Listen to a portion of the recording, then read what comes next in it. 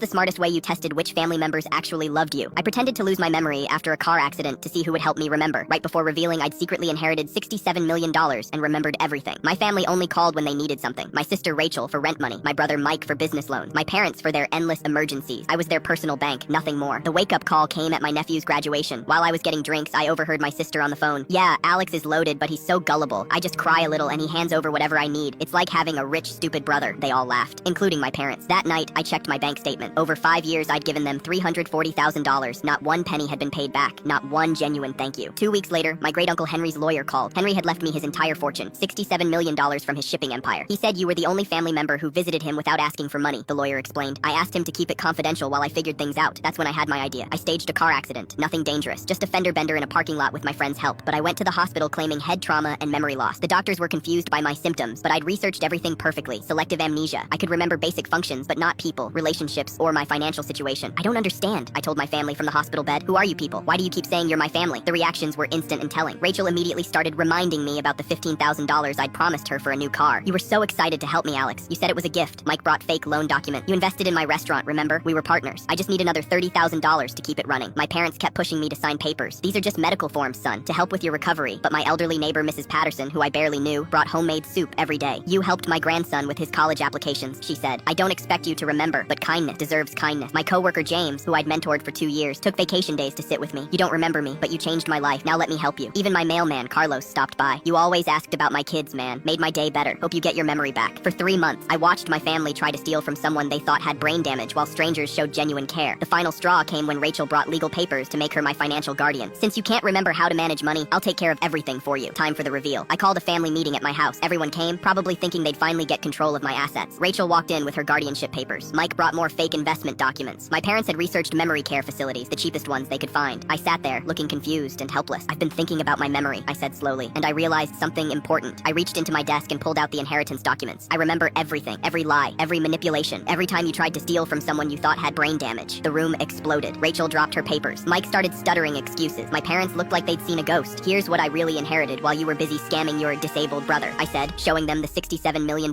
estate document. And here's what you're getting from it. Exactly what you gave me when you thought I was helpless. Nothing. Rachel tried to grab the papers. You can't do this. We're family. Family doesn't steal from brain-damaged relatives, I replied. I turned to Mrs. Patterson, James, and Carlos, who I'd invited to witness this. You three showed kindness to someone who couldn't help you back. Mrs. Patterson, your grandson's medical school is paid for. James, you're getting the promotion and the salary you deserve. I'm buying the company. Carlos, enjoy your new house. My family screamed about lawyers and lawsuits and blood relation. I moved to Switzerland last month. My ex-family still calls, claiming they were just confused and trying to help.